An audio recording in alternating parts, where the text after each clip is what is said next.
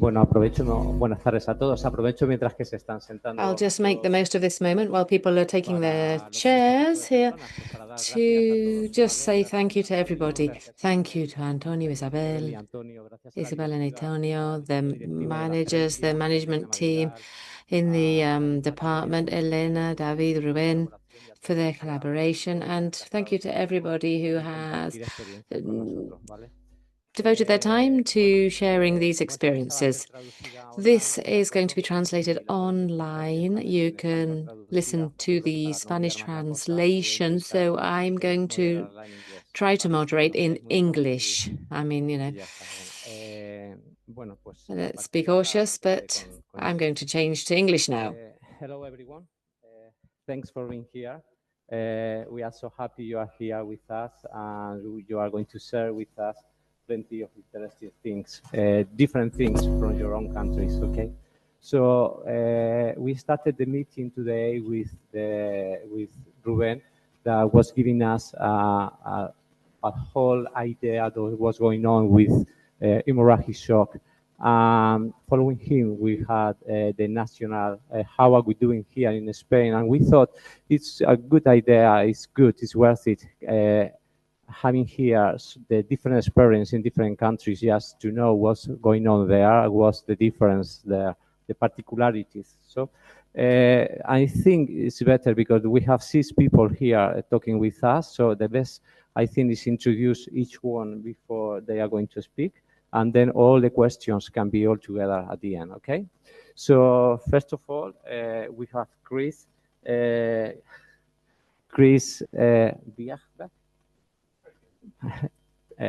Chris is coming from Norway, and he's an anesthesiologist. He's an EMS doctor for a long time, and he's been involved in whole blood and pre-hospital transfusion for a long, long time. So Norway is a reference, is leading the pre-hospital transfusion in Europe and all around the world, I think so. In their country, they have 13 helicopters. 10 of them are working with whole blood, and 3 are working with red blood and plasma. So I think the experience of pre-hospital transfusion, the experience of whole blood is coming from Norway and is coming today for Chris. Chris, do you want? Feel free to speak. Yeah.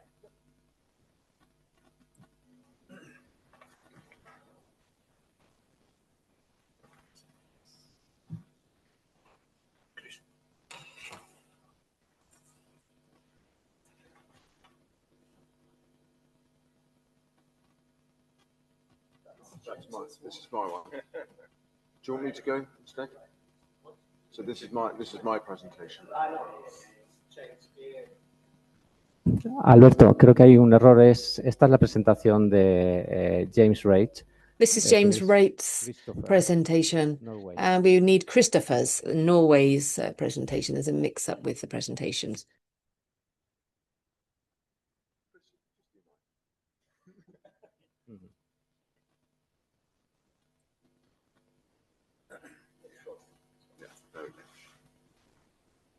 Okay, can you hear me? Yeah. Thank you, Ricardo, and thank you for the invitation to come here.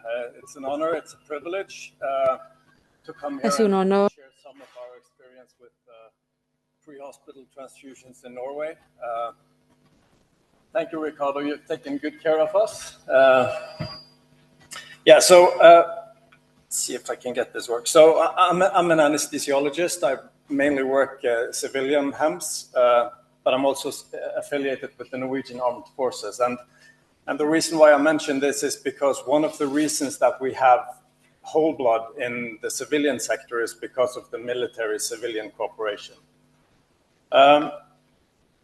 Just briefly, I have no conflict of interest to disclose, and today I would like to present to you the HEMS service in Norway, how it works, and I'm going to talk a little bit about the pre-hospital transfusion programs in Norway as well, because there are some differences across the country. And then I'm going to talk a little bit about our rationale for using low titer O whole blood, why we do it, and I'm going to touch into the safety and logistics of whole blood, and then some of our clinical experience and what kind of patients are provided with whole blood. And then at last, I'm going to talk a little bit about the challenges in implementing whole blood transfusions pre-hospital. So briefly, the HEM service in Norway, it's 24/7. We have 13 different HEMS bases all across the country, so up north and down south. We also have the search and rescue helicopter system, which is operated by the Norwegian Air Force. That's the military system. They're mostly doing offshore rescue, but it's staffed with an anesthesiologist, and they have blood products as well. So for the HEM service, we have, we're working 24/7. We have instrument flight capabilities and night vision goggle support for nighttime operations. And it's crewed by a 3-crew concept with a consultant anesthesiologist, a pilot, and then a HEMS rescue paramedic. All the helicopter bases are kind of hospital linked to a hospital. And at our base, it's about 55% medical cases, 35% trauma, and then 10% inter-hospital transfers. That includes ICU patients and neonatal intensive care transfers as well. So at our base, we have 2 units of low titer O whole blood and 2 units of lyophilized plasma that we bring along, either by the rapid response car over here, or the Airbus 145. So the Norwegian, or at least in my part of the country, we have a lot of fjords and mountains, and this often leads to long response times by the ground ambulances, and that's one of the reasons why helicopter systems are quite effective. And if you look during the winter time, at least in the rural areas, roads may be closed. So sometimes, especially up north in Norway, we can have small communities that are completely set off from the rest of the world because the roads are closed. So that also happens. So if we look at hemostatic resuscitation strategies in my base, it started back in 2013. So basically, we started bringing along freeze-dried plasma at that time. And in 2014, we implemented red blood cells. And then we started in December of 2015 utilizing whole blood. And what's even more important, because I'll come back to that, the problem with whole blood is, of course, waste. We don't want to waste the product. So what we actually did was we implemented whole blood in the major level 1 trauma hospital at Haukeland University Hospital in Bergen. So we started utilizing whole blood for the early in-hospital transfusions there. And then, of course, you probably have the same problem here, but in Norway, the smaller hospitals, they don't have any, or some of them do not have platelets available for transfusion. So like in the rural hospital of Voss outside of Bergen, we implemented whole blood there so that the patients were able to receive platelets if they were bleeding. So if we look at Norway today, we use whole blood in 7 hospitals in Norway, 3 large level 1 trauma centers, and 4 smaller local hospitals. And 11 of the HEMS bases utilize whole blood, and there are some who don't, as you can see here on the picture here. Blue rings are whole blood and FDP, and red rings are red blood cells and freeze-dried plasma. I think it's also worth to mention that really far up north, up here, this area right here is about the size of Denmark. So it's a really big area. And some of these communities get isolated during wintertime. So we have 3 community health services that have implemented a walking blood bank system where the general practitioner can call for blood donors to come to the community center and to donate blood. And they're able to do it in about 30 minutes before when the doctor pushed the button. So they have one bag of whole blood in 30 minutes. So it's pretty good. And then, of course, we support our military operations with whole blood as well. And this is just to show you that a lot of things has changed in Norway. This was back in 2012, so there were no aeromedical service that carried any kind of blood products back in 2012. And again, this is how it looks today. Yeah. This is just a picture to show you the inventory of the HAMS and search and rescue helicopter bases. And it's just to show you that there are some differences. Some are carrying fibrinogen concentrate as well. Some are carrying PCC or factor concentrates. And the reason why there are some differences is because the regional health trusts are responsible for the medical inventory of each base. And that leads, to differences. So the whole blood that we use is CPD whole blood. It's filtered for leukocytes with a platelet-sparing filter. It allows for storage up to 21 days. And we use both group. We use group O donors and both rhesus D positive and rhesus D negative donors. And we also use both male and female donors. And as you can see, this is our definition. I know that this is a constant discussion, but this is our definition of the low titer. And just to mention, at our base, we store the blood at the base for 7 days, and then it's rotated into the hospital and used there. So we get 2 units of whole blood every week, and it's rotated into the hospital. So why do we use whole blood? Well, it's been mentioned here before, right? It has something to do to reduce the shock dose of patients in severe hemorrhagic shock. And what we try to do, we try to provide the patient with a balanced transfusion as early as possible, basically.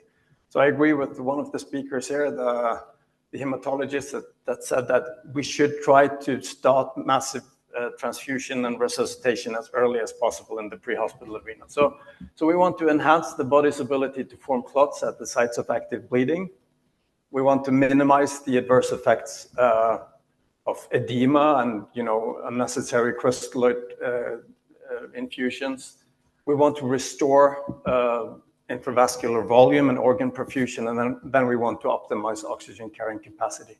And the only way to do this, if you want to do this, you should provide the patient with a balanced transfusion to reduce the shock dose, because all the things that the first lecture was talking about, we try to avoid all of those things. And we could talk a lot about pathophysiology, but I think it basically comes down to the pre-hospital environment, right? Because we often face non-compressible bleeding. And if we want to provide the patient with a balanced transfusion, then the only realistic option is whole blood, because I cannot bring room temperature platelets stored on like this. I cannot bring those platelets into the pre-hospital setting. And if I want to bring plasma, I have to reconstitute it. It takes about 10 minutes. And I'm working back here. I'm the only provider. I have to get vascular access. I'm working in a confined workspace. It's hard to communicate because of all the noises. It might be dark. I don't have enough hands, basically. That's the problem. I should have more hands. So my take on this is it's much simpler for me to transfuse 1 bag instead of 3. And by doing that, I'm probably able, or I hope to get the initiative and try to stay on top of things. And then we could talk a little bit more about, some other benefits of whole blood. If we try to compare the component approach, this is just an example, right? So 6 units of red blood cells, 6 units of fresh frozen plasma, and 1 unit of apheresis platelets. It's equal to 6 units of whole blood. And you have to remember that if you look at the amount of additive solutions that you actually give, it's about 3 times the amount of additive solution that you give to the patient if you're providing the patient with component therapy. And I think this is one of the main reasons why they started implementing whole blood in the hospital.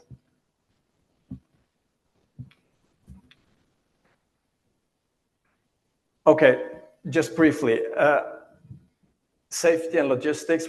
We did a survey on the routine use of whole blood in the HAMS service, and you can, if you want details on this, you can look up this paper here. But basically, what we did was we aimed to assess the quality of the whole blood during storage for up to 21 days in the HAMS system. And we wanted to establish the storage protocol for how to handle cold store whole blood in pre-hospital situations. And we wanted to see if the whole blood meets the requirements set forth by the European Union. So what we did, we had 20 units of whole blood in each group, and some 20 units were stored in the blood bank, and 20 units were stored at the air ambulance base in these golden hour boxes and regularly taken out on missions. And then we did blood testing and registered vibration, temperature, all of those things. And these were just some of the laboratory investigations that we did. So, metabolic function, global hemostatic function, including platelet function and optical aggregometry and multiplate and whatnot. And just to show you, I'm sorry, this is quite busy, this slide, but this slide actually shows the results. And it's just to show you that what we actually are looking at here, if there is significant difference in how the parameters change during storage. So we have the blood bank blood and the HAMS blood. And basically what you see is that it is completely the same. It doesn't matter if you store it in the blood bank or at the HAMS. It's pretty much the same. There are some differences in the metabolic parameters, but they're not clinically relevant, I would say. And I can also tell you that people often ask me about platelet function. And as you can see, where is it? The platelet function deteriorates after about 10 to 12 days, but it's still present during the entire storage of up to 21 days. So you have platelet function in the whole blood units for up to 21 days.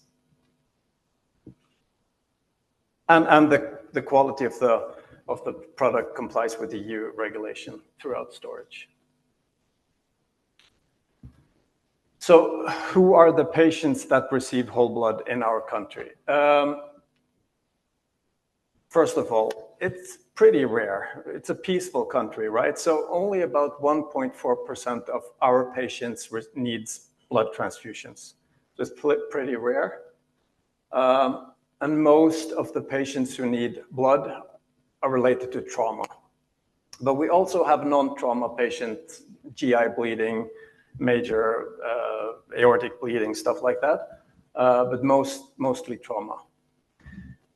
And just to emphasize the timelines, how these patients are really, really sick, and many of them, unfortunately, are in cardiac arrest when we arrive.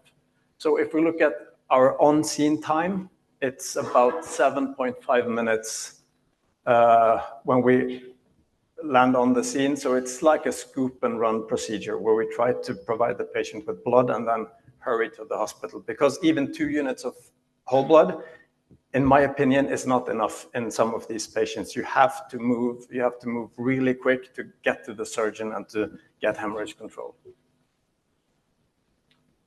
As I said, about 19% of the patients that we see are already exsanguinated when we arrive. And this is just the NACA score to show you again that these patients are severely injured, they are severely sick. And most of the patients that we transfuse, again, we transfuse whole blood. And the survival rates, again, it reflects that these patients are really, really injured or sick. And most of the patients receive further transfusion in hospital. During this period of time, we had no reported complications of whole blood transfusions. I would also just like to touch into the in-hospital transfusion regime, because we've been doing that for a lot of time, and I'm really sorry I don't have the recent numbers. So up until 2023, we have transfused 744 patients in hospital. And as you can see, in hospital, trauma is only about 26% of the patients. So we have a lot of, there you go. So we have a lot of OB/GYN bleeds, surgical bleeds, cardiothoracic vascular surgery bleeds. And during this period of time, 6 years, you can read about it in the reference down there, we had no transfusion reactions. However, we found that 4 patients developed irregular blood group antibodies, but it's very difficult to kind of say if it's related to whole blood or component therapy, because these patients also get component therapy.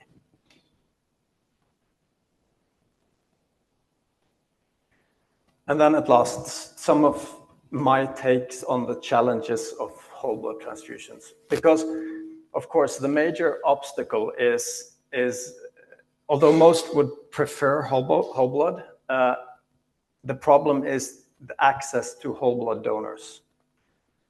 We have enough donors in our hospital now.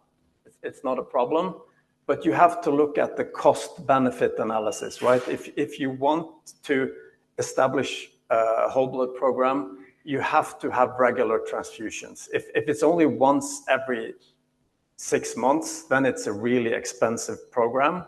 And you will have a lot of waste, and that's a problem. And initially, we had the 4 blood banks that delivers whole blood in Norway. In 3 of them, initially, they reported a lot of waste, up to 80%. And I think that this is unacceptable. It's too high. The last one there reported 25% waste. That's my hospital. And the reason why we have lower wastage rates is because that it's also used in hospital. With the same rationale as we do pre-hospital, it's early transfusion in the ED before we get hemorrhage control. And I promise to say back home that these figures are lower now because the first hospital that you see on the left-hand side, they are making red cell concentrates when they are receiving the blood back. So their wastage rate has gone down, and the 2 other blood banks have started to implement whole blood in the hospital as well. So just to conclude, all our medical services carry blood now. Most of them carry whole blood. And you know, the users of whole blood, they don't want to change. It's basically because it's easier for them. It's easier to spike 1 bag, and then you can concentrate on all other things that you have to do. It's safe. It's completely safe from our experience. And again, I want to stress the logistics. That's the most important factor, and it's what impacts patient outcomes. I often see that when I go to a smaller hospital and I'm able to give the patient a platelet-rich product, balanced transfusion, and this is a logistical thing. And the most important challenge for us is the wastage that we waste unused blood. And by that, I'm looking forward to any questions you have. Thank you.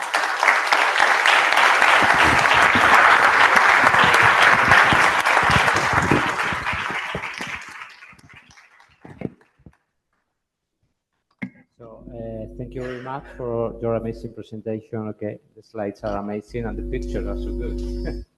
So we have now, excuse me, because I swapped.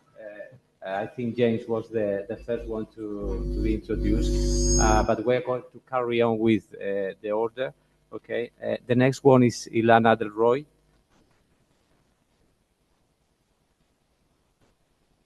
Hello, can you hear me? Is a consultant, pre-hospital consultant working in Australia. Hello, Ilana, how are you doing? Yeah, good, thank you. I'll just try and share my slides. Okay, we can hear you properly. Thank you very much. So Ilana is originally from UK, but she's working for a long time in Australia.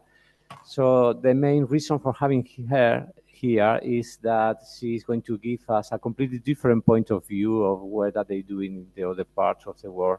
And I think it will be amazing just to listen for you. Ilana, it's your time. Thank you very much.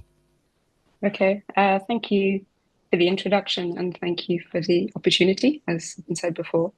So I work half the time as an anaesthetist in the hospital, and the other half of my time is spent between working for Sydney HEMS as a consultant retrievalist, and I spend a small amount of my time in our coordination centre helping coordinate some of these retrievals.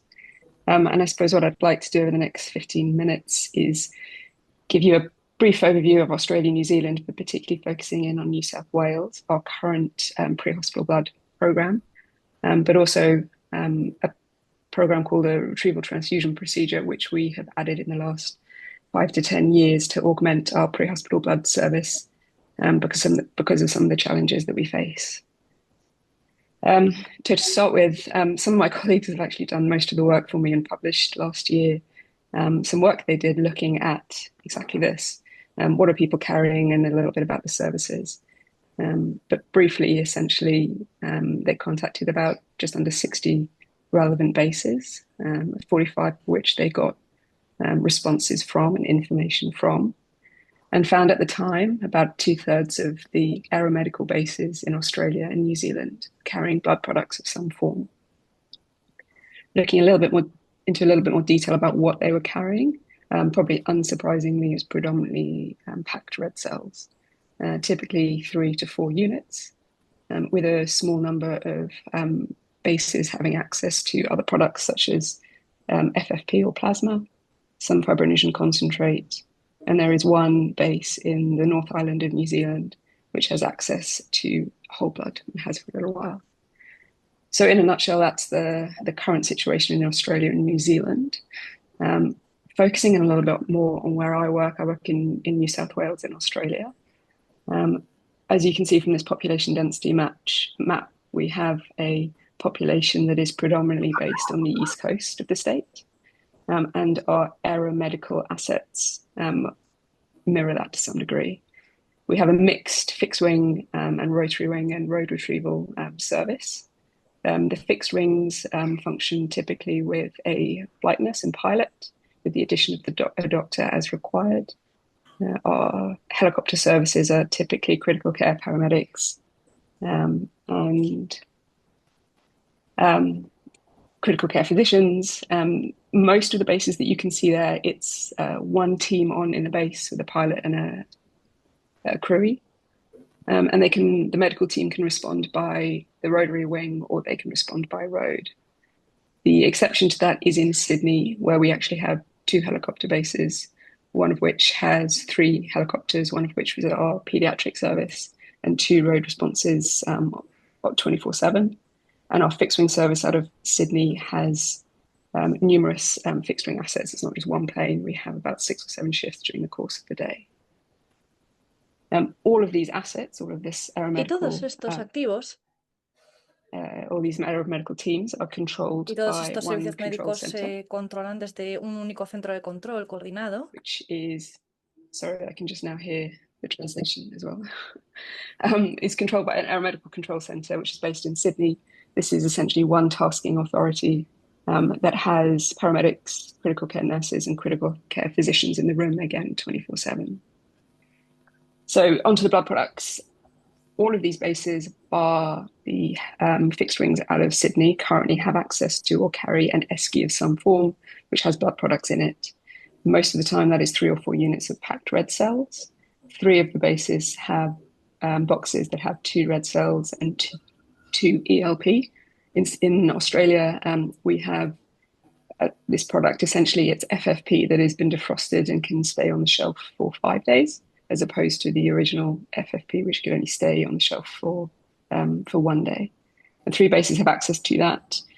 Some bases have access to fibrinogen concentrate, although we're currently part of pre-feisty, so that's part of a trial. And as you can see, every base, not necessarily in this way, as you can see on the picture, but will have access to TXA, calcium, and a blood warmer.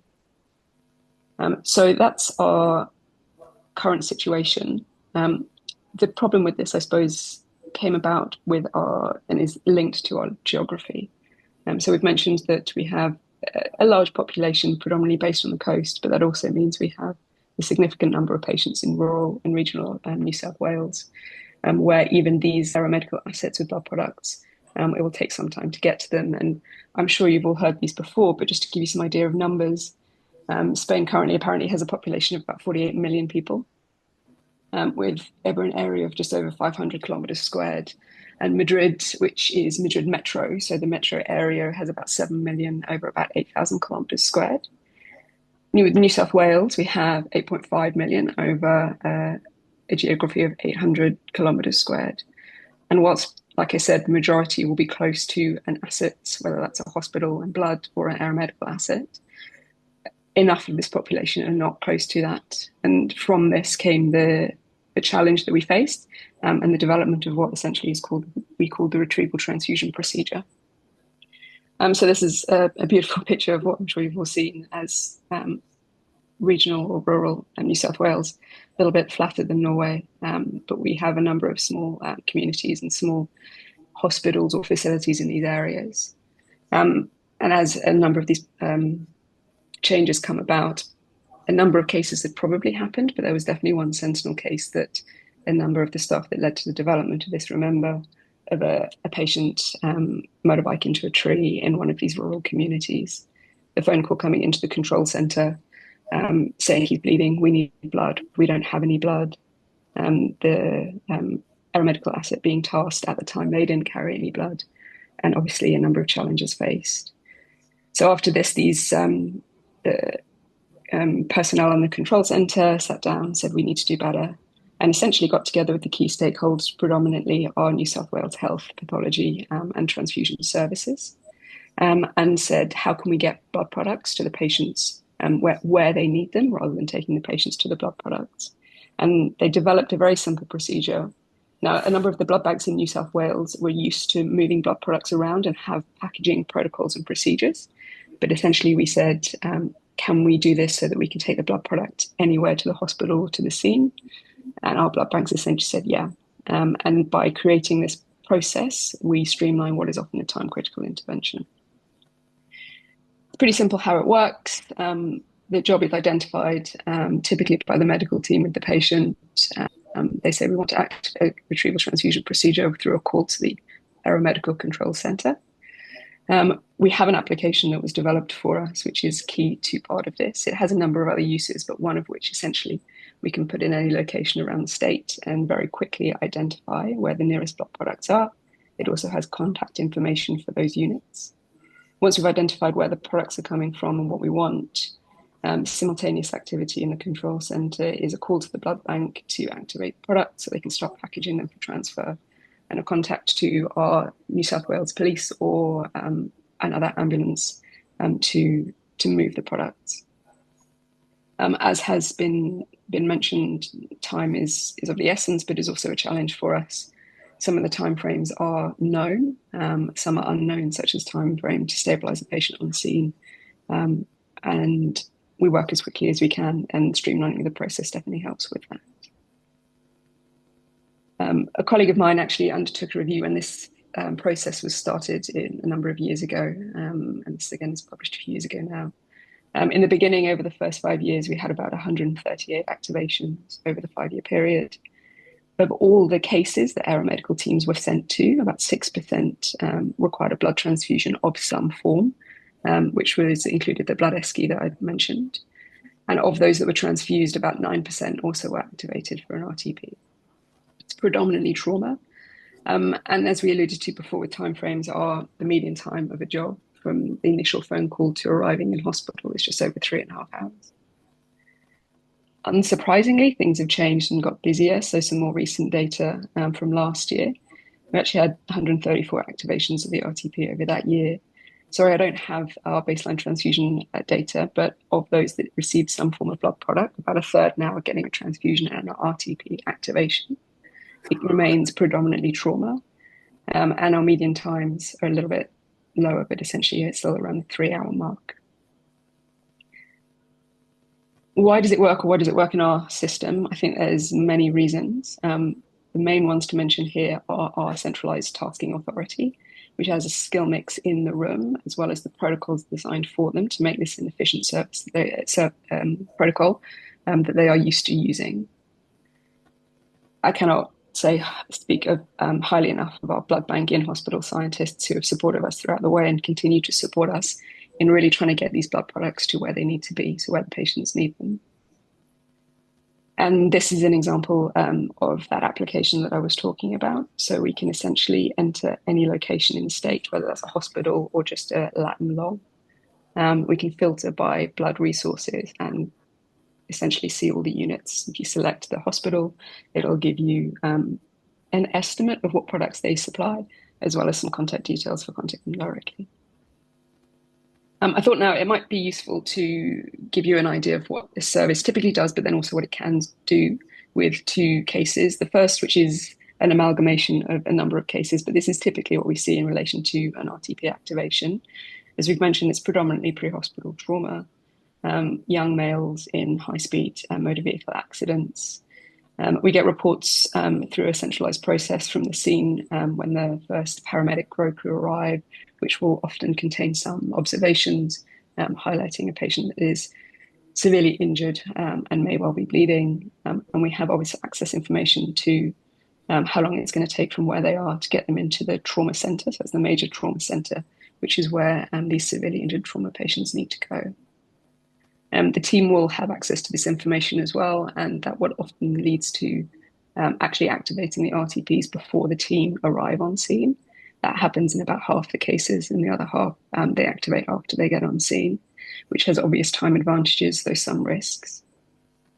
And typically, transport from the blood bank, the nearest blood bank, to the scene is anywhere up to, or in this case, let's say around 50 minutes. So the team will then arrive. The products will hopefully be well on the way to scene, and the patient will be stabilized. What then happens is that the team often use their 3 to 4 units of packed red cells. The RTP will arrive on scene in appropriate packaging. We aim never to have a team waiting on scene with these patients for obvious reasons. And they'll have some further red cells to be transporting into hospital with.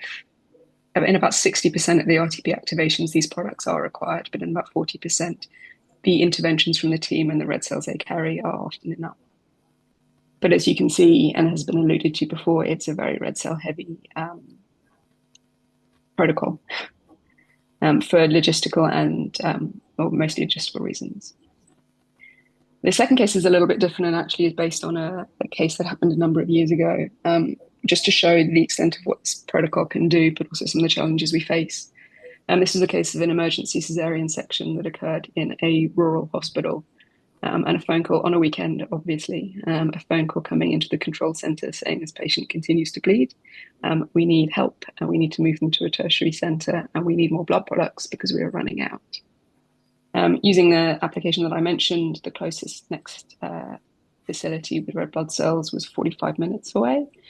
The nearest plasma product of any sort, which actually was platelets in this case as well, was about 110-minute drive away. Due to a number of reasons, this case ended up taking most of the day. I think the first phone call came in during the morning at the start of shift, and the patient eventually arrived in the tertiary center about mid-afternoon. was relatively unique in that way. Over the course of that day, 4 blood banks were used to activate RTP products. This is not common in our service, but we can do it. The decision was made early that when the medical team went, the surgeons would go with, thinking they might need to operate to stabilize the patient, which wasn't required. And I think the most amazing thing about this was the number of products the patient got during that day. It was a long time period, but without which, obviously, and the surgical intervention and the medical team, I think this story would have been very different. She got transferred and did very well after an IR procedure. So not common, but what we can achieve and what is sometimes needed, because these patients will bleed anywhere, and moving them can be challenging. So just in the last few minutes, a couple of challenges we face with the RTP, but also you could relate to pre-hospital blood, and some of these have already been mentioned. Trying to balance the need for these products with wastage. And by need, it's who does need blood? How do we identify these patients? We've spoken about shock index and the challenges with that. We meet these patients so early on in their journey. How do we know how they're going to progress? We have some and improving, but limited access to investigations or any imaging. And many of these things change over time. And as we've also alluded to, there's often only a couple of staffing. We don't have a full trauma team with these patients. So I think identifying these patients will remain a challenge and needs ongoing research. The risk associated with that is that we are over-transfusing. There are a number of mimics, a number of patients that look like they're bleeding that are not, that may then get blood transfusions. But I think importantly, I don't think we're missing patients that need blood that aren't getting it. Logistics in any pre-hospital service remains a challenge. We want to activate early because we have timeframes to deal with, long timeframes to deal with, but that carries risk of wastage, which we work to try and minimize with our blood bank colleagues. For access, as I've mentioned, a number of our services only carry red cells, and a number of our smaller blood banks only have red cells. And a number of our patients come in having only received red blood cells. We also often don't actually have any time to defrost and then transfer products, even if they are available. Most of our rural hospitals keep their products frozen. They don't have them on the shelf ready to go. So what does this mean? We struggle to retrieve the one-to-one ratios that I think we all believe is what these patients need early on. So what does that mean for the future? And especially in relation to those ratios, we continue to work with our transfusion services, as well as Lifeblood is essentially the single organisation that provides blood products within Australia. What we're currently looking at, can we improve our exposure to essentially plasma? The ELP FFP issue is a question of, if we defrost more, are we just going to waste more? Will it be used? Even in our current busy hospitals, if we had all the ELP on the services that we have, and the hospitals tried to reuse it, it wouldn't be possible. So that's some challenges we're looking into. We don't have access to any lyophilized plasma within Australia at the minute, but that might change. We've mentioned fibrinogen concentrate, and we'll see the results of the pre-feisty as to which way that will go. There is a cost association with that. And then finally, whole blood, which I'm sure everyone will mention. So we are looking at this in Australia. Some of the challenges, I think, will be, we will also have to use O positive and O negative. And whilst there has been a number of publications talking about alloimmunization, I think that is a small but real risk that needs to be managed. And then we need to investigate about carrying it. What would we carry? How do we maintain the cold chain? And then, as has also been alluded to from Norway, we need to ensure that our hospitals will be using this product as well, to minimize wastage. So that is our work in progress, as I'm sure will be for many other people. And that is it. Thank you.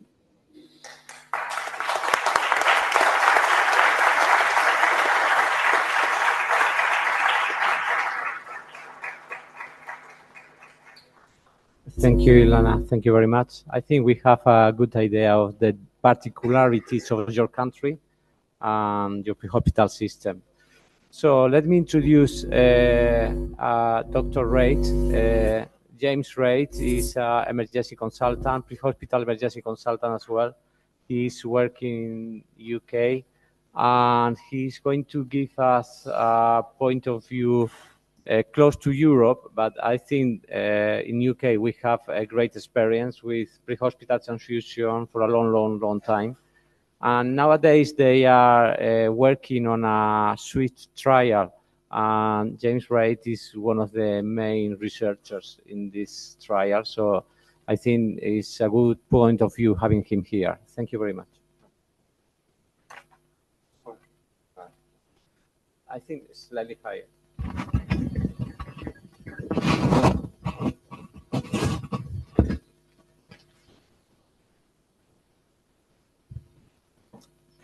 Great. Well, thank you, Ricardo. Thank you so much for inviting me here today. It's a real honor to be here, and thank you for looking after us all so well. Really, I've been welcomed to Ciudad Real, so thank you. I'm going to talk a little bit about pre-hospital blood transfusion in the UK. So despite my best efforts, I have no financial conflicts of interest. I'm working on a couple of cardiac arrest trials, Revive and Cabaret, and I'm the site investigator for SWIFT. We'll talk a little bit more about SWIFT, but I've been looking after the SWIFT trial at Thames Valley Air Ambulance. So I split my clinical work in half. Half my clinical working week is here at Thames Valley Air Ambulance. We run a EC135 and a rapid response car across the Thames Valley, which is the area just to the west of London. And we operate a doctor-paramedic partnership across all our assets. And I also work here at Frimley Park Hospital.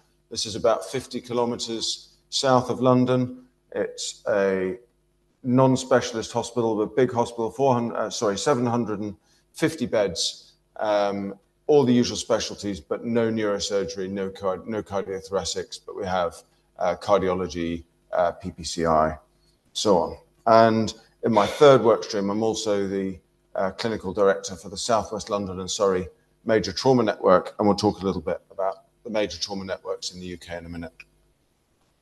So we're going to talk a little bit about how trauma care in the UK is organised, a bit about what blood transfusion looks like in the UK at the moment. We're going to go into some detail on the SWIFT whole blood trial. We're going to look at a case example and ask some questions about the future. So there are 14 ambulance services in the United Kingdom. They're all state funded through the National Health Service. How do I do that thing? There we go. That's geographically the smallest. London Ambulance Service covers a population of 10 million people. Oh, where's it gone? Up here's the biggest. That's Scotland, covers a population of about 6 million people. In addition to this, there are 21 UK air ambulance charities.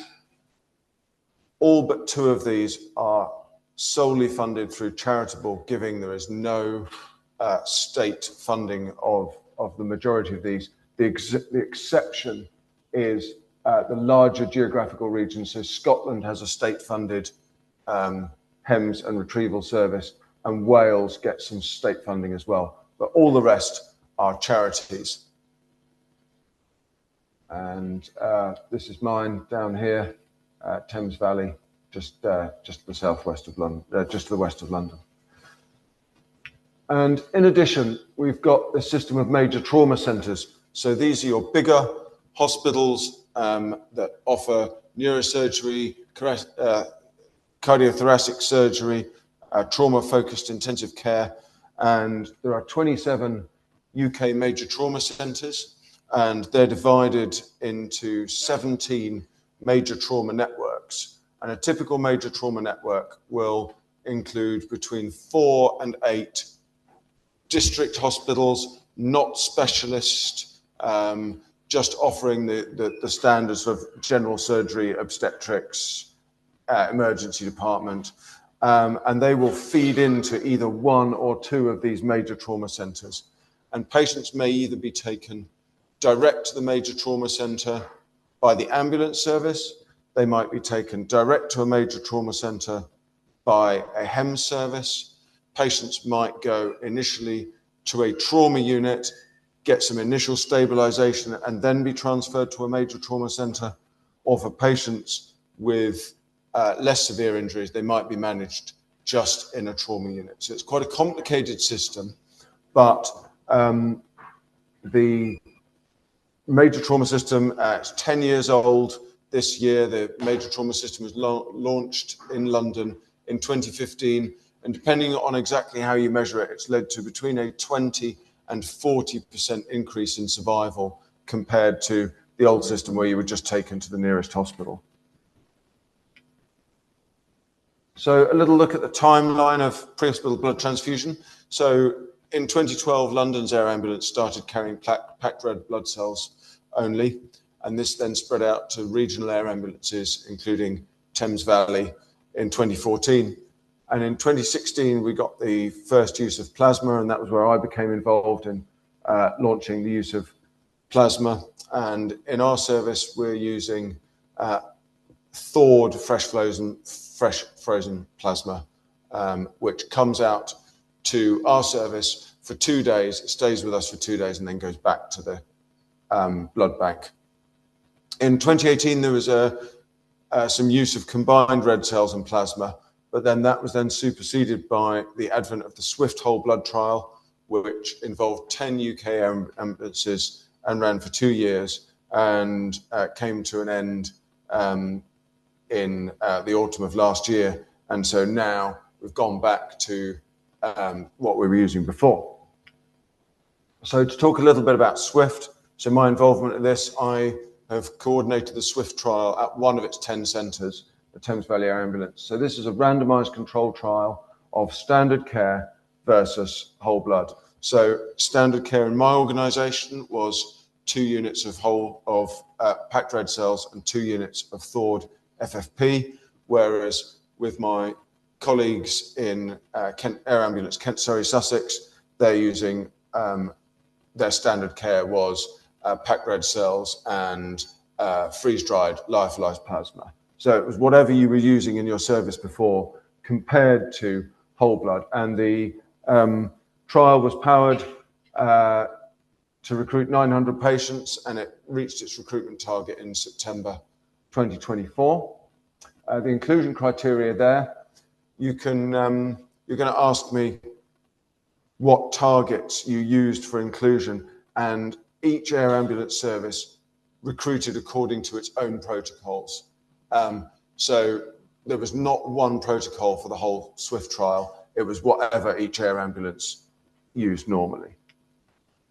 So this is a map of the participating organisations.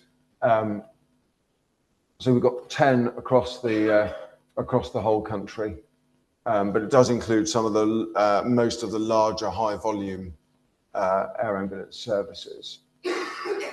And some details there on the left, just explaining what we're using. So O negative, leukocyte depleted, Kel negative, whole blood.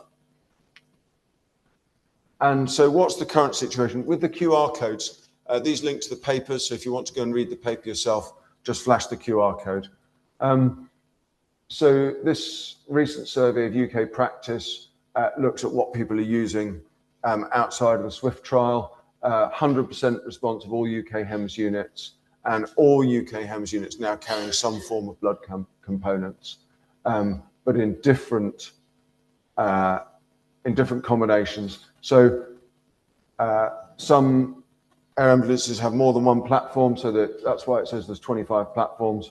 So 5 services just carrying packed red blood cells, 2 just carrying freeze-dried plasma, and the rest carrying a mixture of packed red cells and either freeze-dried or thawed fresh frozen plasma. And as I say, full details in the paper there.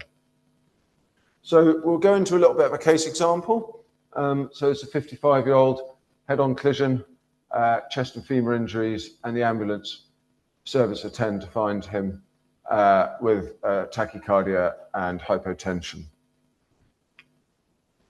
And so the HEMS desk in the ambulance service emergency operations centre screen the call, and they may interrogate the call either by voice to ask the caller additional questions, or they may use a video link where they send a message to the person's phone. They tap on the message and can open up the caller's camera, and they can ask to actually see the scene, show me the patient, show me the car, etc. And in this case, it's going to lead to the dispatch of a team by aircraft, doctor and paramedic partnership model. And the HEMS team arrive, they perform a primary survey, shows left chest injuries, left femur fracture, reduced level of consciousness. And so their plan is to deliver a pelvic binder, splint the femur, give blood. They carry out a drug-assisted intubation, perform a left-sided thoracostomy, and insert a radial arterial line, and also give tranexamic acid, 2 grams for an adult. And our protocol is that after 2 units of red cells, they'll also get calcium replacement. So that's pelvic binder, going on, blood transfusion, and splinting of the femur. And this is just a little bit more details of our blood transfusion setup. So in the top here, this is our blood transfusion bag, and inside that is the insulated Credo box, which keeps the blood at the right temperature. But that red bag is about this size, and it also contains the giving set and the blood warmer. And here we can see blood going through a pressure bag down. This is the Quinflow Warrior Light warmer. It'll warm the blood to 40 degrees and then into the patient. And just a little close-up of the Quinflow Warrior.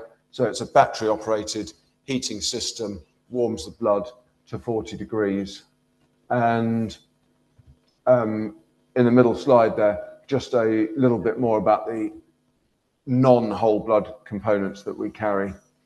And once the patient is packaged, then a direct transfer to a major trauma centre.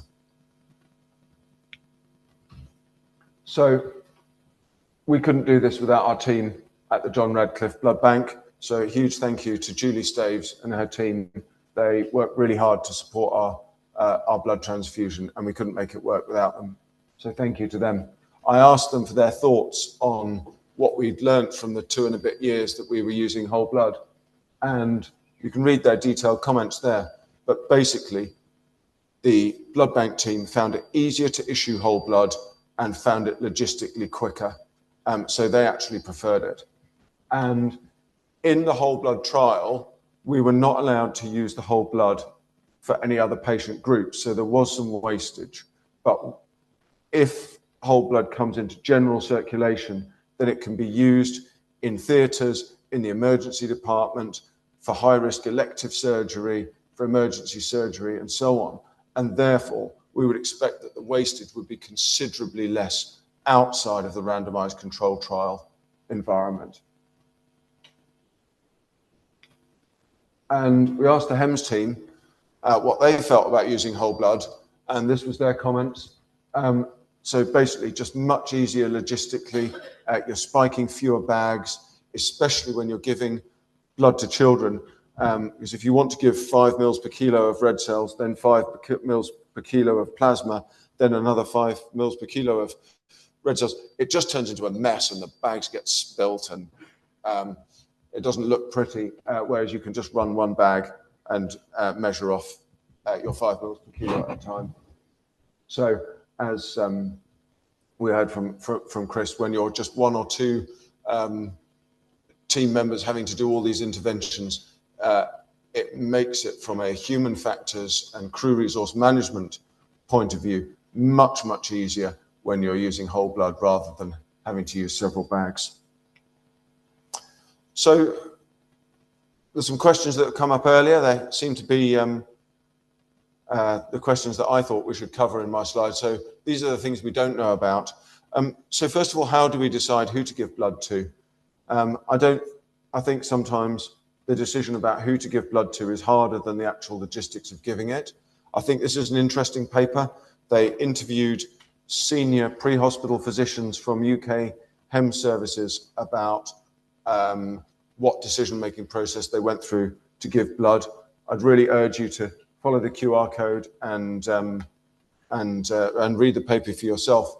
But essentially, it's a really complex decision. There's much more to it than my service protocol says, this blood pressure, this heart rate. And there's a lot of experience and a lot of just sort of, you know, what do the doctor and the paramedic think? What does the patient look like? Those unquantifiable factors of patients who are pale, who are gasping for breath, things that are hard to measure. The other question, I think, is about how we give blood. And there have been lots of blood trials recently. I tried to count them. I found it a bit difficult, but at least 8 or 9 about what we give. Is this combination of red cells and this type of plasma better than that combination of red cells and plasma? But actually, is the strategy more important? How do we give it? What should be the trigger to start transfusion? When do you stop transfusing? When do you say, okay, now is enough, we're gonna stop for a bit? And so this study determining the top research priorities in UK pre-hospital critical care was a Delphi study of UK HEMS clinicians, and they came up with 20 research priorities for UK pre-hospital critical care, and 2 of them are to do with strategy. Not what do we give, but how do we give it? When do we start? When do we stop? And again, worth a read. So a little bit more on that. Down in the bottom left are the Thames Valley Air Ambulance blood transfusion triggers. They're pretty similar to those that are in the ATLS manual, to those that are in the European Trauma Course manual, to those that are in the European guidelines, and they're pretty similar to other UK HEMS services. And personally, I'm not sure we've quite got this right. Let's look at these 2 patients. Both of them are bleeding. This person, their normal blood pressure is 160 millimeters of mercury systolic, and their normal heart rate, they're on a beta blocker, take the soprolol every day because they're in atrial fibrillation. Their normal heart rate will never go above 80, okay? And we can't use the same transfusion trigger for this person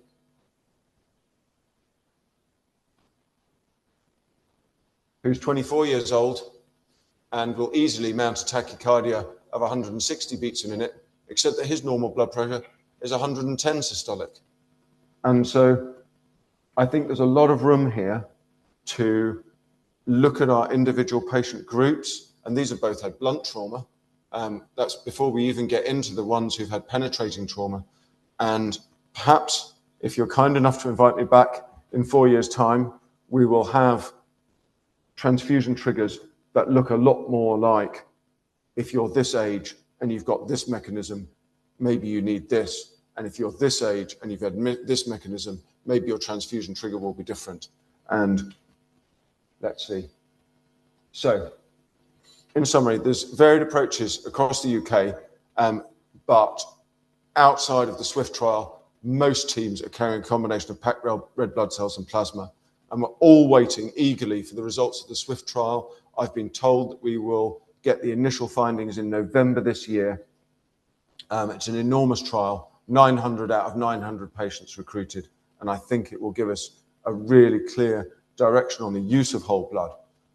But if, because I have nothing to do with the processing of the results of the trial, but if it shows no difference, both the blood bank and the HEMS clinicians all really want to carry whole blood because logistically it is so much easier, it's quicker, both in the hospital and at the scene.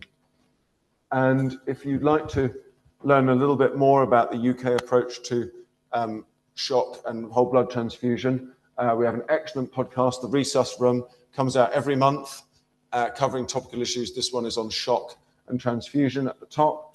And again, an excellent blog piece by St Emlyn's, which is an educational website looking at how you decide who to give blood to. So thank you so much for inviting me. It's a pleasure to be here. Thank you so much.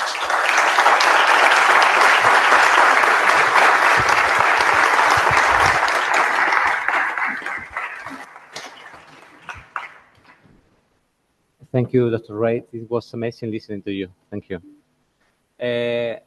Now we have Dr. Daisse Emuller. She is in Brazil now, and she's from Brazil, I think so. She is a EMS doctor in pre-hospital emergency medical service in Brazil, and she introduced whole blood transfusion, pre-hospital transfusion in Brazil. So she's going to give us a point of view of South America, just how is she doing in Brazil and how it's working there. Thank you, Daisse. Hello, everyone. It's a pleasure to be here today with you, and I will share my screen.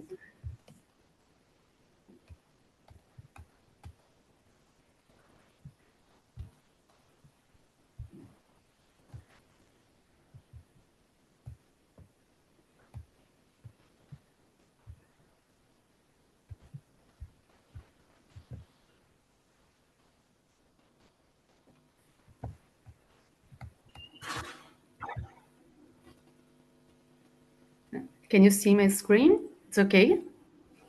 It's okay. It's perfect. Okay.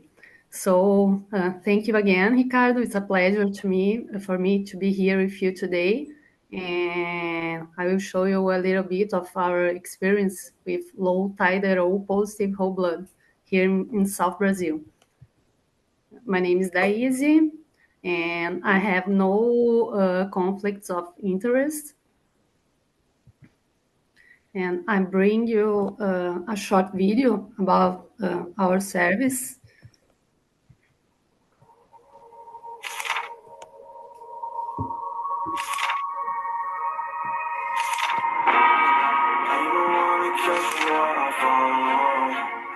I'm the only one to make the calls.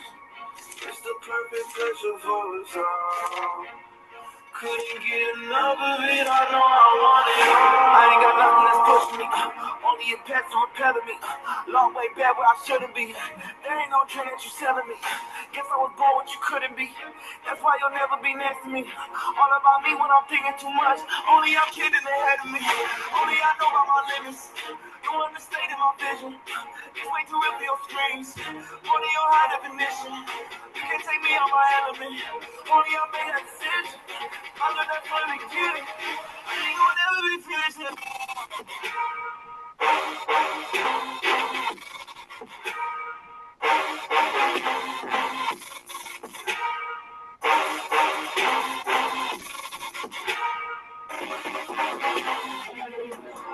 Gas break up, full force on the pedal. Got you upset, I'll never stay settled. Don't waste your breath, you speaking in vain while the lips bleed through me. My brother, I'm a vessel. Young dog probably gon' shoot through the kettle. Just to show the shine like a brand new bezel. Just to show the foes that they not on my level. Just to show the odds that they not gon' stop me. I'm way too special. You will not block me, I'm way too special. Fight deep down, get them all burnt out. When I show them what I'm about, they don't need to rekindle. You on my court, they don't wanna blow the whistle. Coming for the win, but it's never that simple. Trying to show you all an example. Only I know about my battles. Only I know about my limits. You understated my vision. Coming to build new regimes. Bringing a new definition. You can't take me out my element. Only I made the decision. Out of the dirt I was risen. I don't want anything less than it.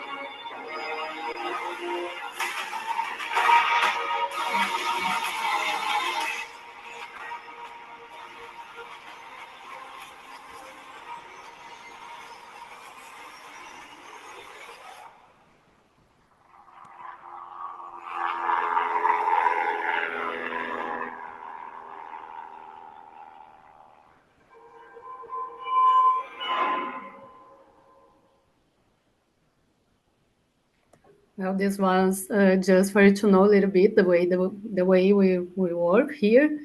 And now I will share with you our experience with the one I can say is the king when we are talking about massive bleeding. Low titer positive whole blood is the the only kind we use in our hand service. And this is the old that is new again. So our experience, we started with whole blood on July 2022, and we work with, we started with 2 bags. We have 2 bags in our bases, and now we are moving to start with 4 bags every day. We started that way, that simple way, with a borrowed refrigerator, and now we have this way that is much better, and even the bags that we use for transportation, similar for that one that the colleagues show us already, and we have stable temperature to bring whole blood to all cases. And we stay with the bags in our bases for 2 weeks. And this is basically to talk about our experience here that I bring to you. And from the start till now, we already have 70 cases. As we can see, just around the world, the cases are very similar.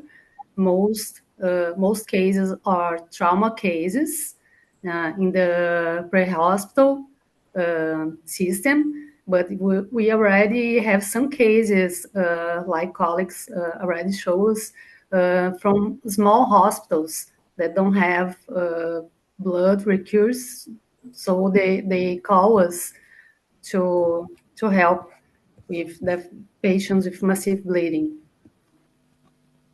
And we have 2 bases in the state of Santa Catarina that uses whole blood, one in Florianópolis, and the other one is in the Blumenau city. And as around the world, most of the cases are that we transfused was trauma cases, men, and from 15 to 49 years, most of the cases.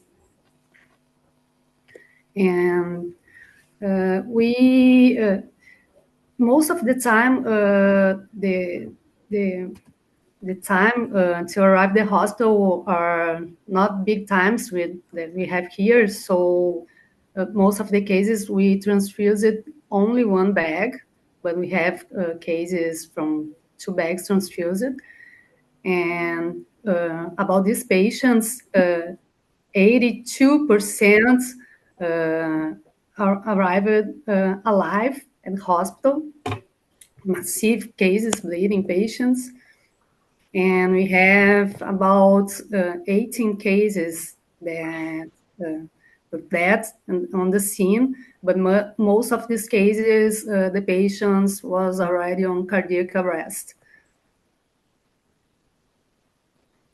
About transfusional reactions, as we see, we don't have this kind of trouble, no reactions.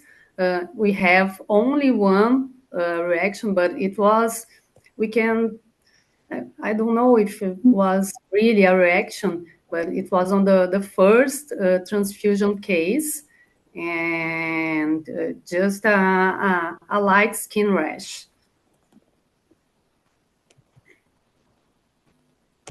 And now I bring to you some real cases, just for you to know of these patients that we transfused.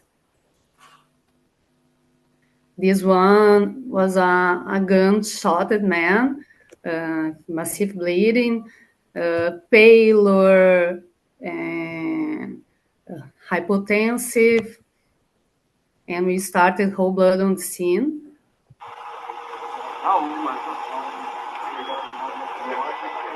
Dá pra gente fazer depois, Sandro, nessa aqui do outro soro de fenidramina, tá? Esse outro acesso aqui, tá?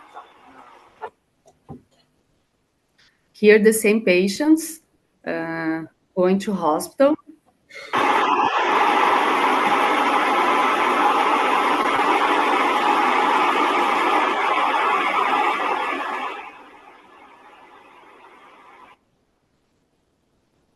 Another case, and this case was a female, 18 years female, and with ectopic pregnancy, and 2 bags transfused at the same time.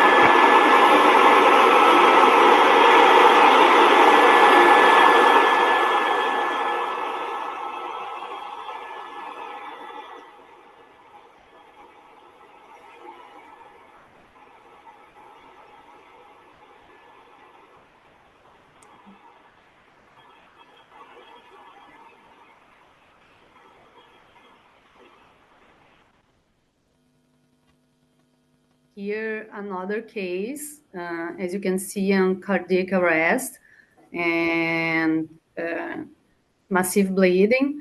And this patient survived at the hospital, but he had a severe traumatic brain injury. So he died three days after, but he donated organs. Being transfused on the scene.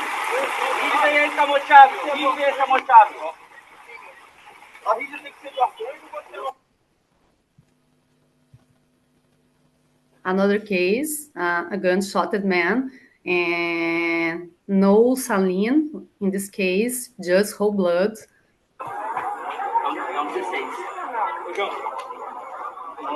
Começou, agora tá. Tá em fio agora. Tá em fio? Tá. Fechou, tá. Top.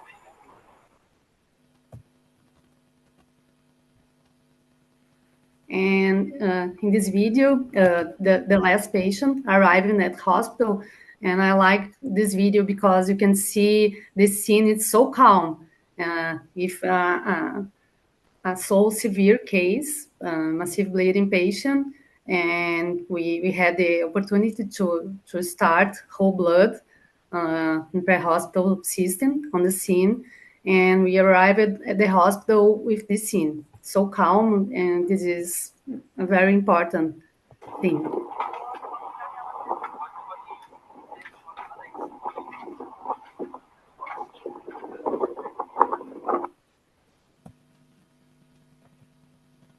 And it was a short talk just to show you our experience here. That's been great with whole blood.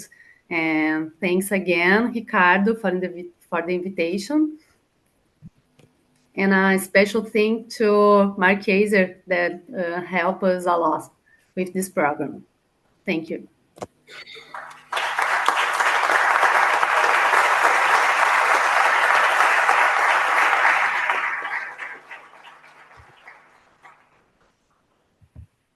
Thank you, Daisse, very much. Thank you very much. Very interesting. So the last picture was with Mark Jaser. Mark Jaser is going to be this evening talking with us. Okay, he's from the States, and he's I think is in Met for all around. Yeah.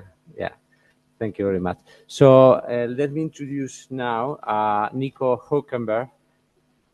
Yeah. Good.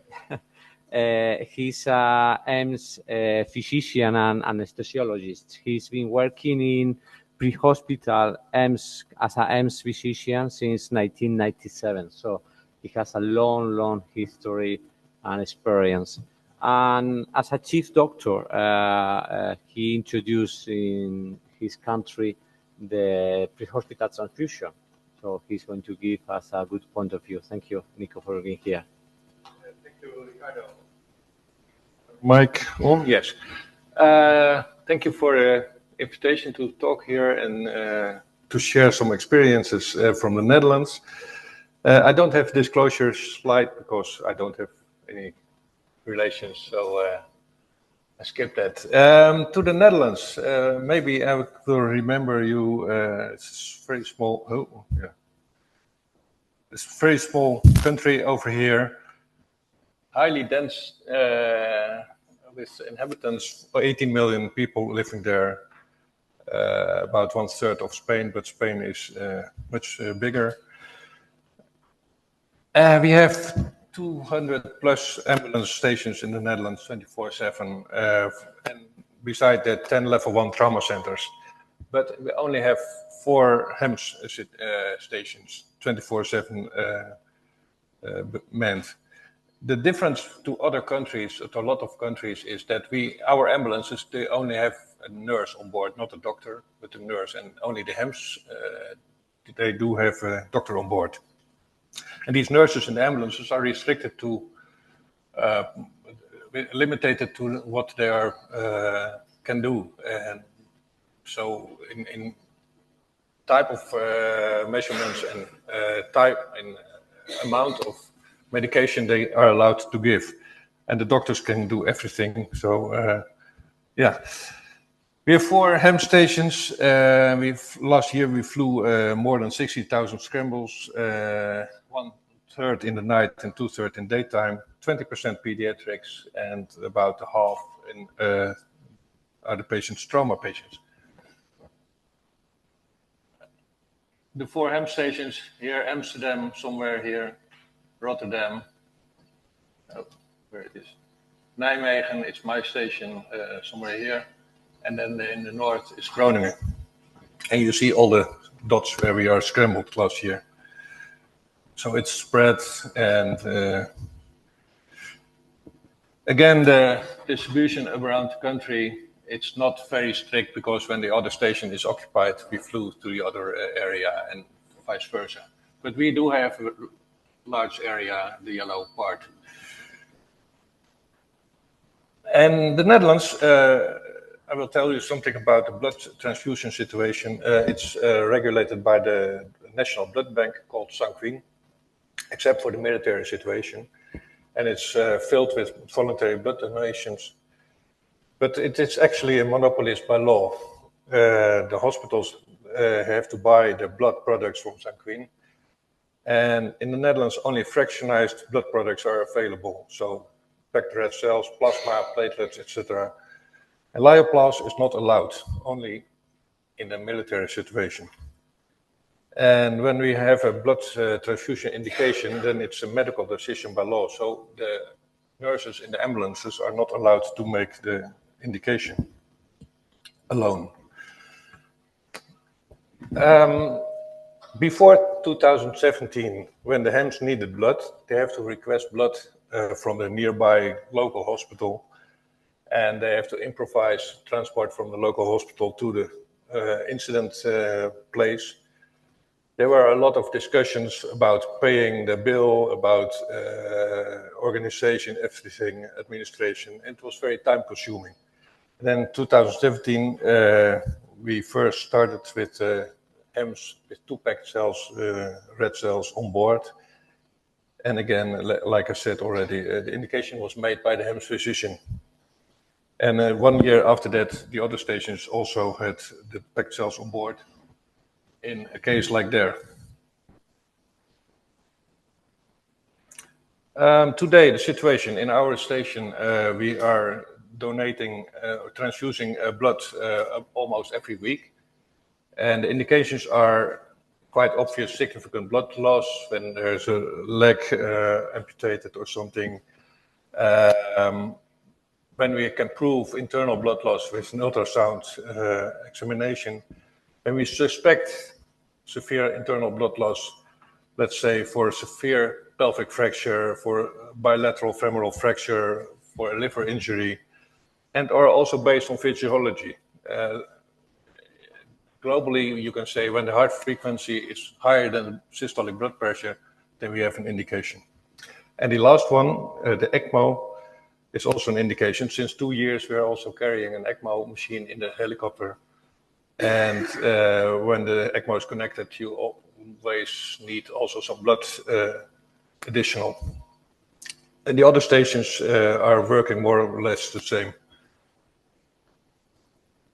In practice, we have a box with 2 packed cells in the helicopter together with fibrinogen and, of course, tranexaminic acid and calcium.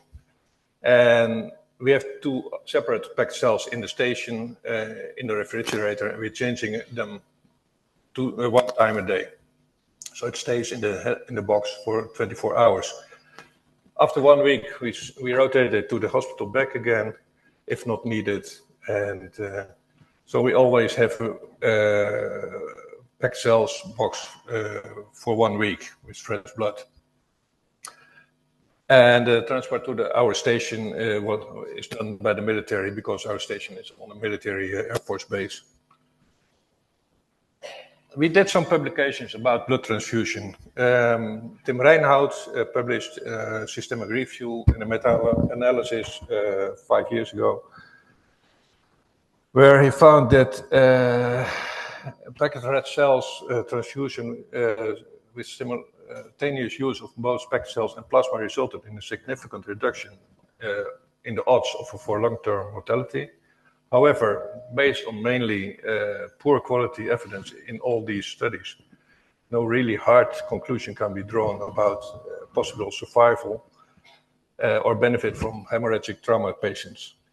And overall, pre-hospital blood transfusions seems to be safe, but resulted in currently ongoing randomized controlled trials that we have to wait for to demonstrate survival, maybe. Joost Peters, also from our station, published the same year a trial where he did a matched control study in the old situation where we get blood from the local hospitals. We randomized 2 groups, crystalloids alone or crystalloids and packed red cells, both 50 patients. And at the end, we are not able to show difference. That was a little bit disappointing, of course.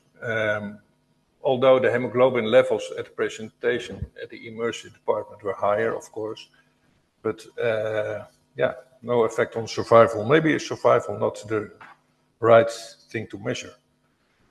And at the end, last year we submitted an article with Jara Valkenburg, where we did, in a new situation with the blood on board of the helicopter, a retrospective cohort study, case-controlled adults, 2 groups of 49 patients, matched for age, sex, and type of incident.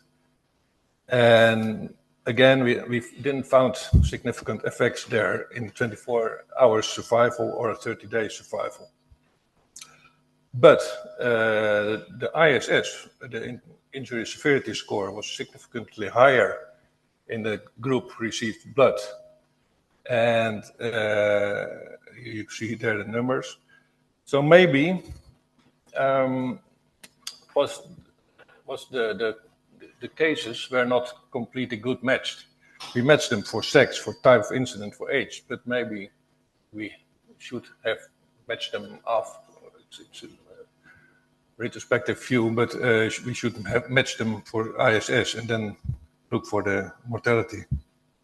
Conclusion, although the ISS was not matched, the survival was equal. So maybe the more worse group did had effect from the blood transfusion.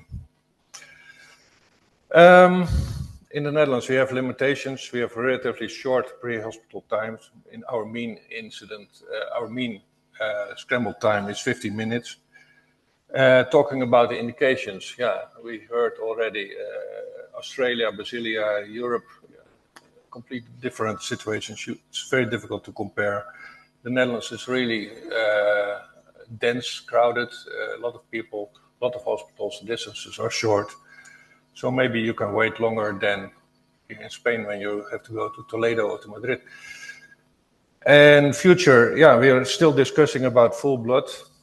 Maybe I got some arguments to talk to the blood bank to give us full blood. Lyoplasm, I think it's lost as a possibility in our country.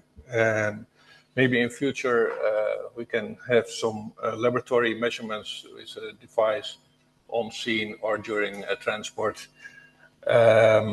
We did once a trial with a machine, but it was limited by temperature. When it was below 15 degrees centigrade, it doesn't work proper. So at the end, it was not really of value for us. And maybe in future there will be some specific antidotes for all these new anticoagulants, which are quite wide used in the Netherlands, unfortunately, and we have a lot of problems with those. So at the end, I will thank you for speaking here, and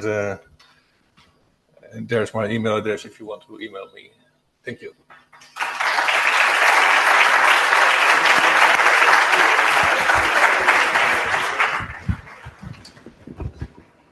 Thank you, Nico, for this presentation and sharing with us your experience. So we are going to close now, and we have the last one presentation that is coming from the States. We are going to have here with us Dr. Schaefer. Dr. Schaefer is Lieutenant Colonel from the U.S. Army, retired, and she's been deployed several times in East Asia. And there, she established and implemented pre-hospital blood programs and walking blood banks. So she worked at the Southwest Texas group, and there she implemented the country's first regional whole blood program in the States. She's been helping and advising more than 50 emergency medical service through the States for establishing the pre-hospital blood programs all around the States. So thank you for being here. I know you're a busy woman, for sharing with us your amazing experience. Thank you. I appreciate the opportunity to talk with you all today.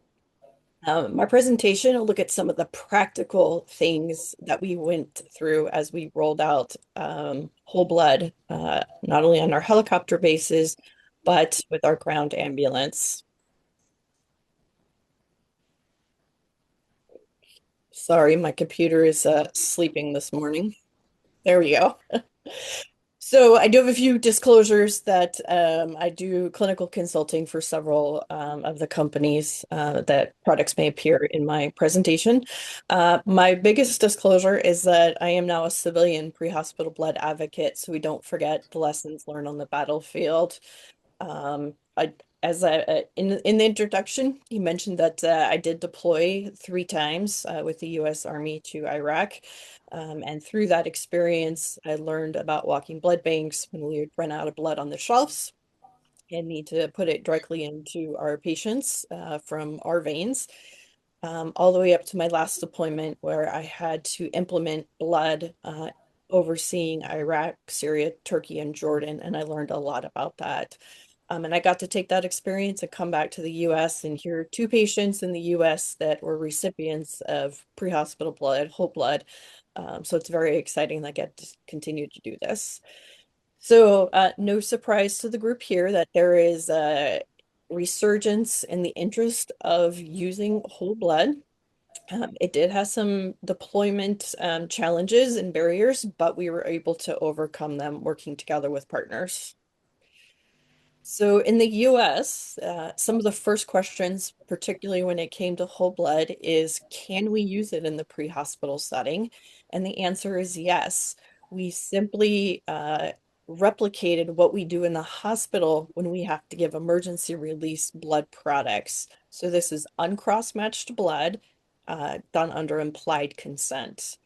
As far as low titer O positive whole blood is, it was approved in 2017 by the AABB, which is the accrediting body that oversees the blood program in the US.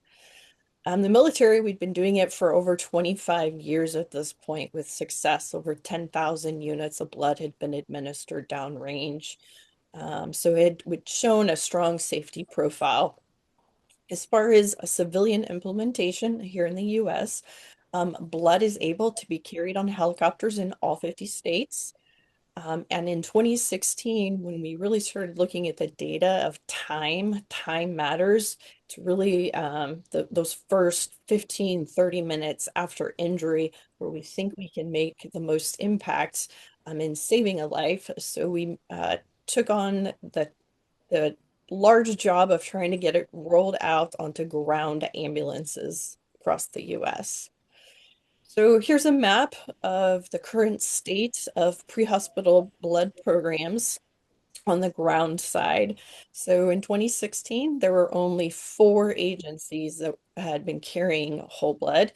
And through a lot of hard work and advocacy and really trying to remove some of the barriers, I ran the data yesterday, and we have 254 ground ambulances carrying blood across the country.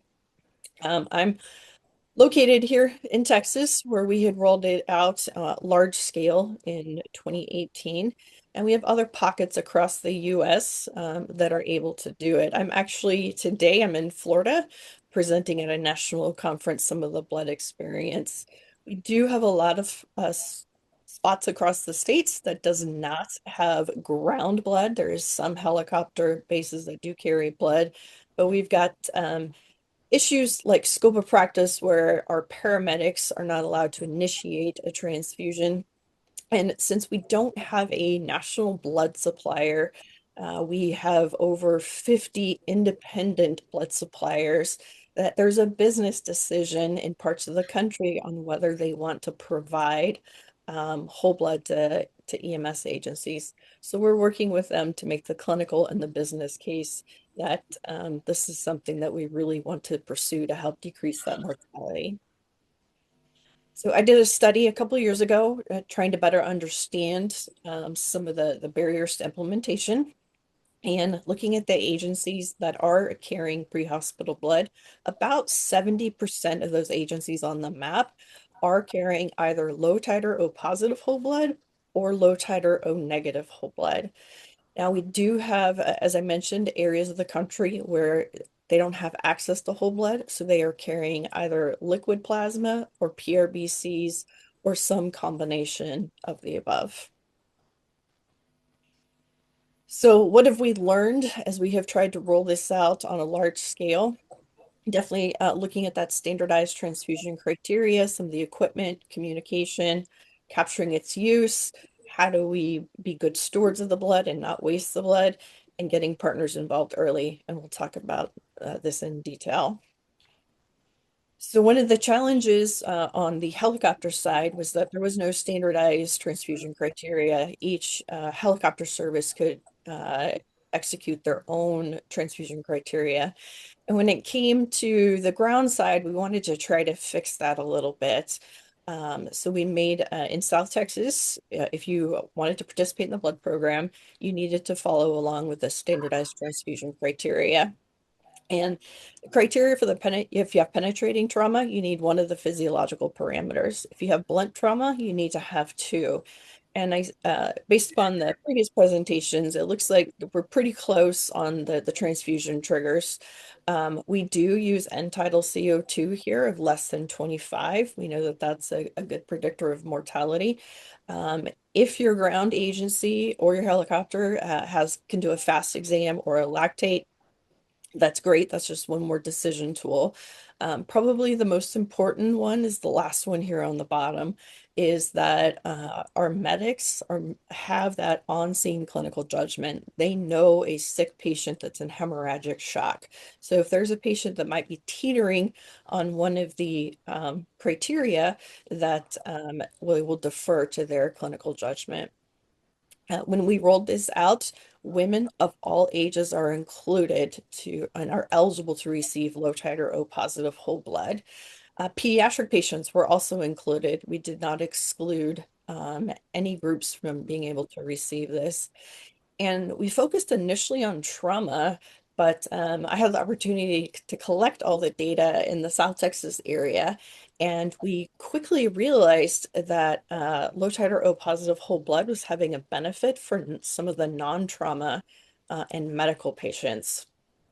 So we took a look and it was largely gastrointestinal bleeding or pregnancy-related bleeding were the top 2 reasons.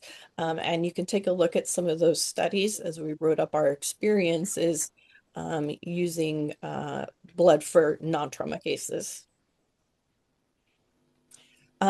If you're setting up a program, there's 3 basic tenets that you need to do. You need to keep the blood cold within the parameters that were discussed earlier.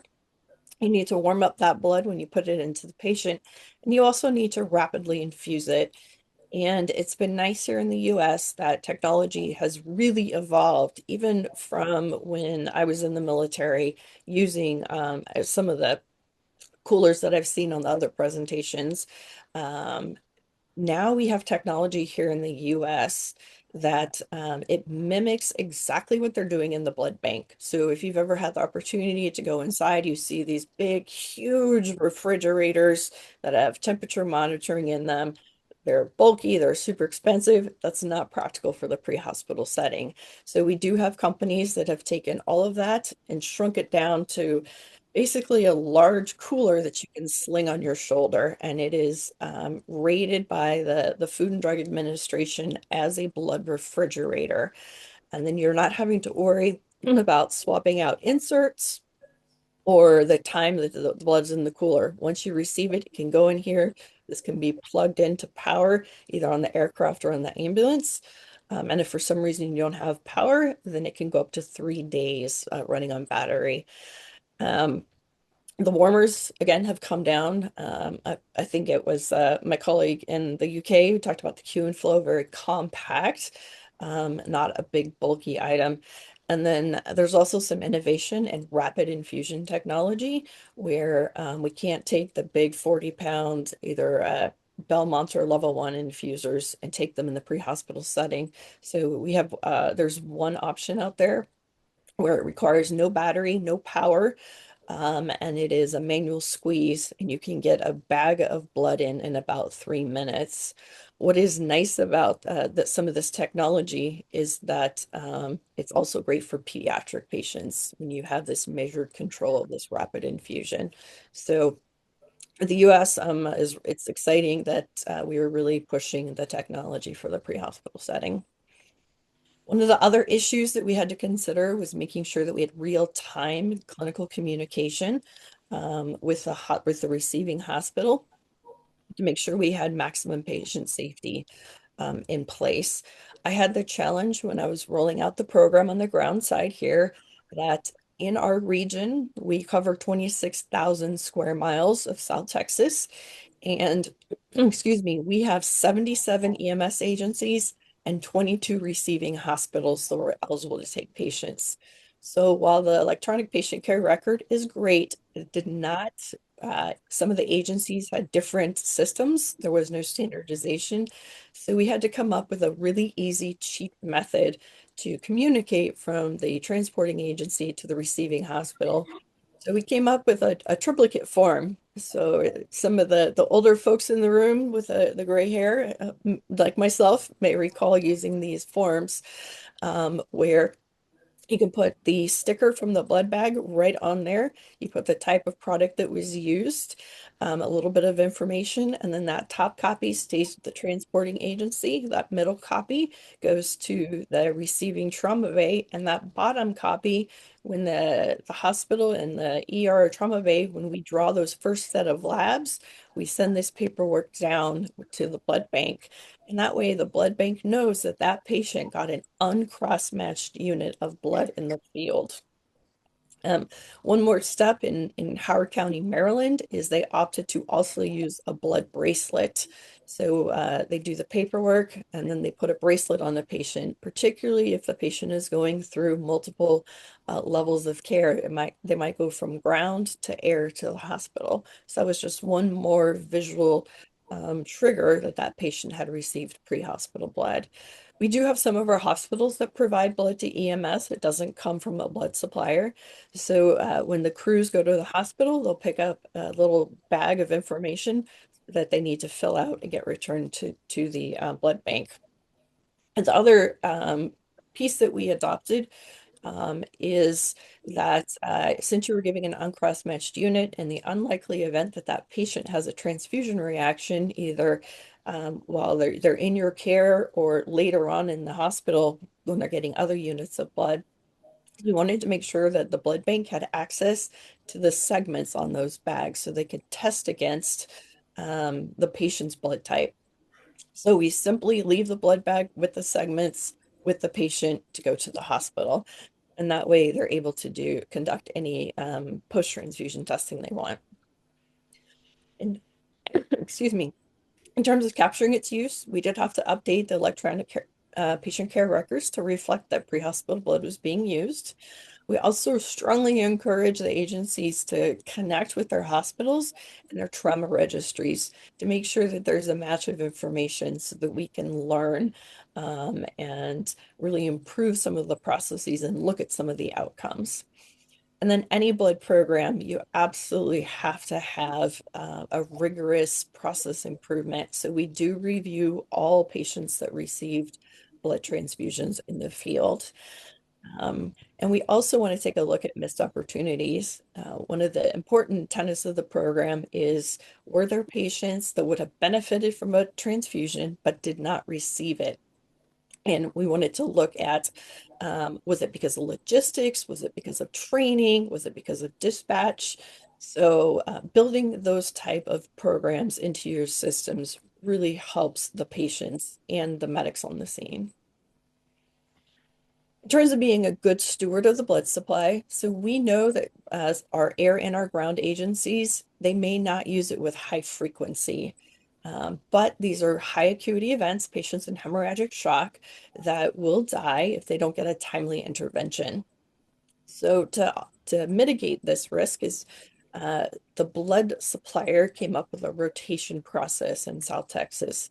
So the patient goes in, they will donate blood, it will be processed, and then it will go out to either our helicopter providers, our ground EMS, or some of our ultra rural level 4 trauma centers for 14 days. If it is not used and it has been managed appropriately within the temperature ranges, it will get sent back to South Texas Blood and Tissue Center, where it will then be rotated out to one of our level 1 trauma centers for use. So when we have implemented rotation systems, the discard due to expiration is pretty low. It's about 1 to 2%.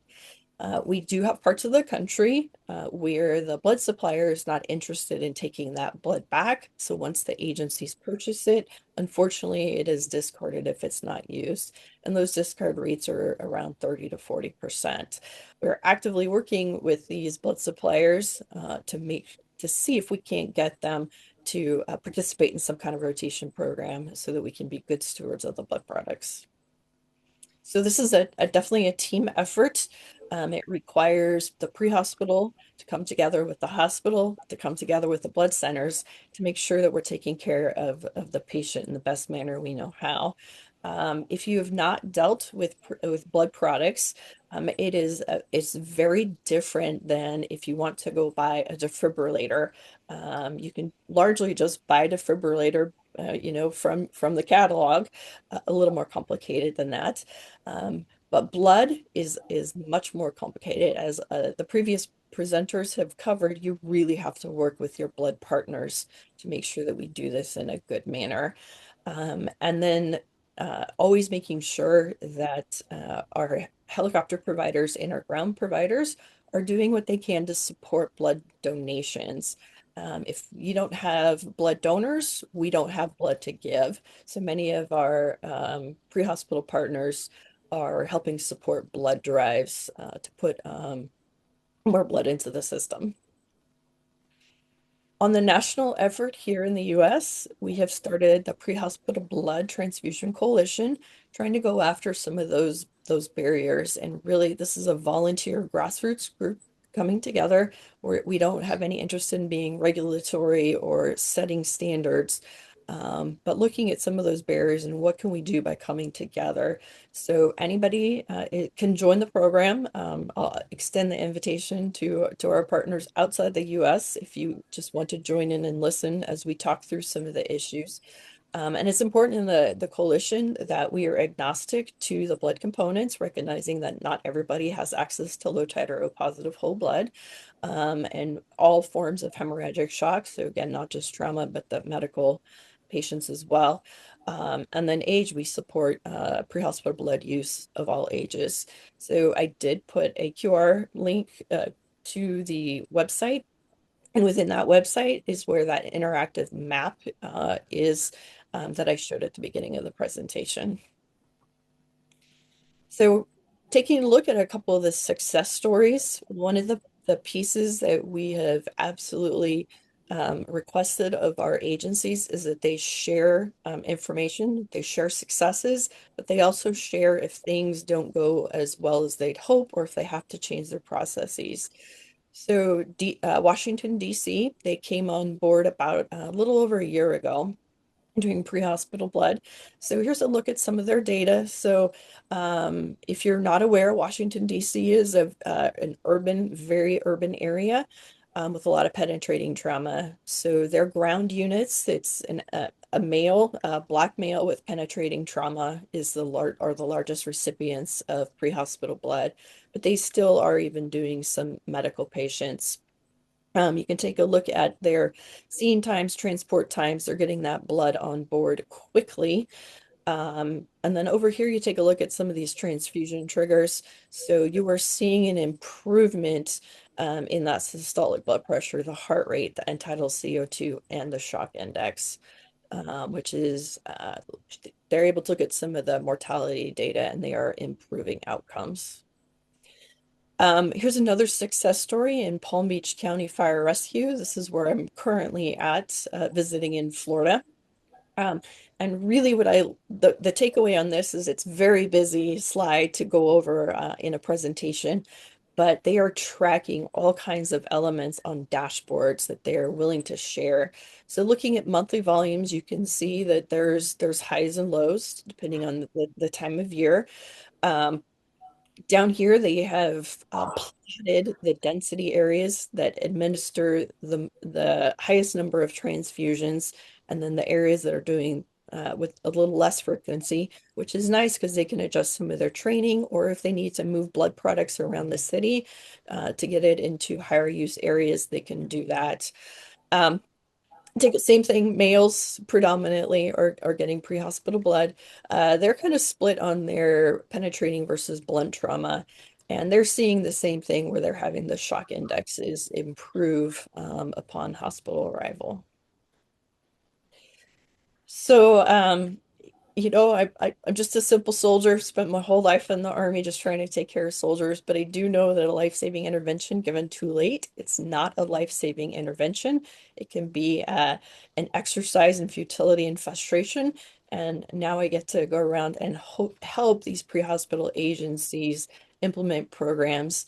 You know, anecdotally, it's hard to capture some of the information, but the feedback from the medics are when they're administering that whole blood, they're watching the patients turn around in front of them, that they're seeing the improvements that they never saw before when they were either giving crystalloids or not able to do anything else. So I'm passionate about making sure that we give the medics the tools they need to help take care of our patients. My contact information is there at the bottom. And if you have any questions, please reach out.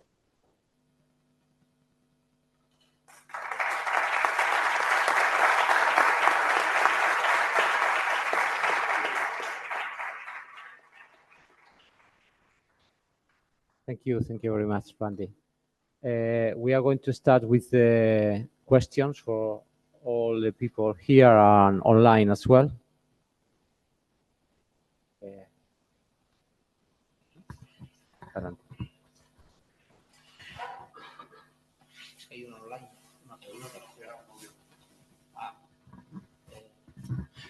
First of all, thank you very much for your presentation, excellent and many thanks. No, as we can see in the evidence about the blood administration in the hospital side is not high. No, as we can see in all the presentation. For the reason, perhaps the Swiss study of the UK speaker is very important for us. No, two questions regarding this issue. No, first, when do you think that this study it will be published? And I understand that the second question is very difficult for you, but it's possible to know some key outcomes about the study, because the study finished in 2024. No, you know some key studies advanced for you. Thank you. Can I use this? Yeah.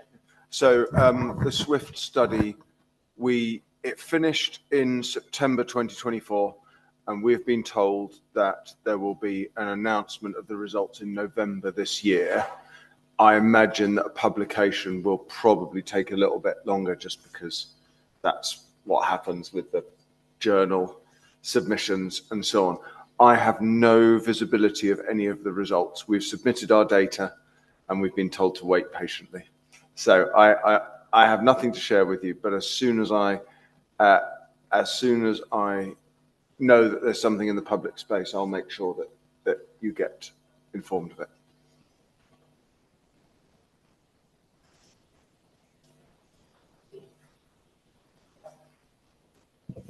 Well, hello everyone. Thank you so much. So the question is more action, and what do you think about it?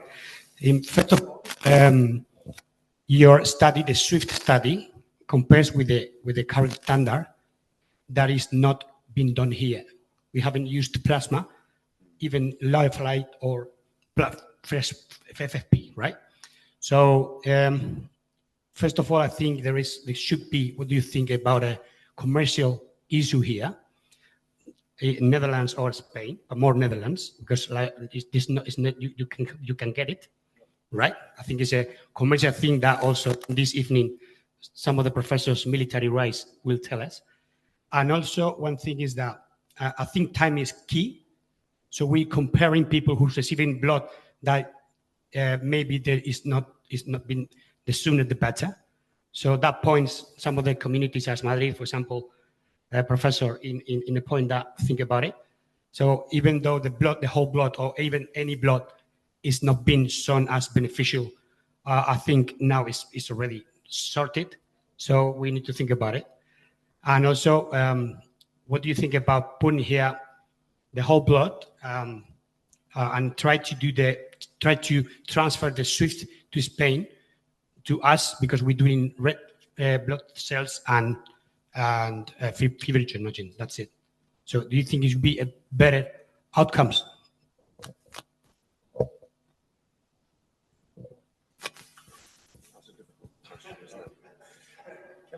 I think, sorry, go on, Chris, you go first. No, I was just going to, is it on? Can you hear me? Yeah. So regarding to try to get evidence on pre-hospital blood transfusion, at least I'm quite worried that it will take a lot of time before you actually show it in a randomized controlled trial. And then the second issue is, of course, if you do that in the UK, it's not translatable to Norway because blood products are different. There are low titer O whole blood in the US is not the same as in Norway. Then you have the timeline. So we know that if we look at pre-hospital plasma, you have the combat trial that didn't find any significant difference in survival. Then you had the pamper trial who showed difference. And then you have the refill trial. But the timing is completely different, right? The combat trial was really short transport times. It's hard to show that 1 unit of plasma will do anything significant with the survival on the 30-day survival in these patients who are undergoing, major surgery, long ICU stays, all of that stuff. Try to figure out if that one bag of blood makes a big difference is very hard to do. So at least from our perspective in Norway, it boils down to, I think we all agree that the balanced transfusion is probably the best way to do it. And I'm really anxious to get the results from the SWIFT trial. And then once they are ready, then we need to look, how is this translatable to my country in Norway? And it's probably going to be difficult. So I think instead of running around in circles trying to wait for the randomized controlled trial data, maybe we should try to look into the physiology of things. How is the physiology of hemorrhagic shock and how do we fight it? That's my take on it, at least. Yeah. And I think that is all true.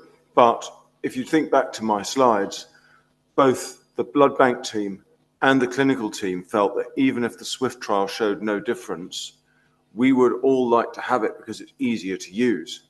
And so if it's less of an argument about oh, it has this effect on clotting or whatever, and more of an argument about it's just easier in a time-pressured, low, I don't mean low resources, but fewer pairs of hands, team-limited perhaps, environment, then that's a good thing, even if the outcomes in the intervention and the control group are the same. It's Ilana online. Oh, sorry.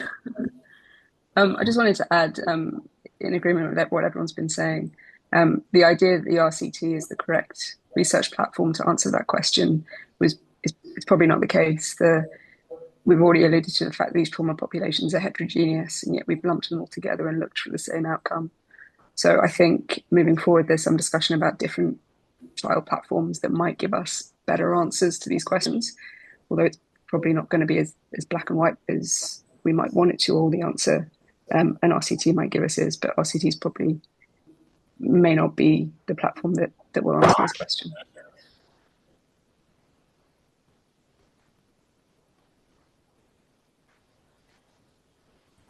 Any other questions?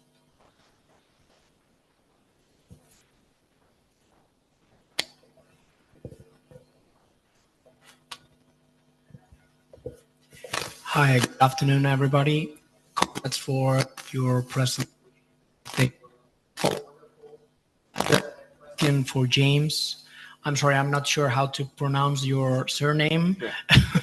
It's all right. No, many people struggle. Raitt or Raitt. Raitt. Okay.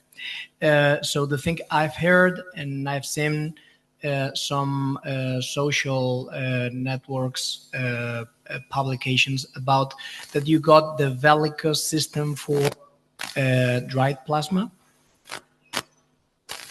So I think you are already producing those units. I don't know if you're using them already, but I wanted to ask, what do you think is the role of these self-production dried plasma, and if you think it's going to be worthy in the future?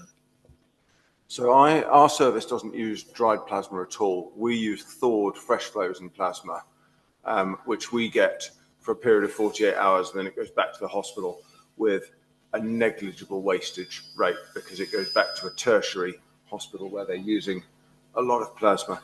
The difficulty with the freeze-dried plasmas that I've been told by services that do use it is that it's complicated to reconstitute, a little bit like mixing up teicoplanin. You know, you have to put the liquid in and shake it up, and if you shake it up wrong, it gets all frothy, and actually it takes quite a long time, whereas we just get the bag and we spike it and it's done. And so I think it's not necessarily about the physiological value of it, it's about the ease of use. So I was going to give a quick comment. So in full disclosure, I did some consulting for Velico, so I'm familiar with their product. In the US, we are looking forward to it because we have more ambulance services than we do liquid blood product. We can't supply. So we think that the spray-dried plasma will allow us to get widespread coverage across the US, particularly in rural and austere areas. Looking at also maybe carrying a bag of whole blood and a bag of spray-dried plasma, you know, if you can't get access to whole blood. The model that they are going to use, so I have familiarity with the freeze-dried from the military. US military use the freeze-dried on a special waiver in the combat zone. It's not approved here in the US. The FDA can't get out of their own way to do that.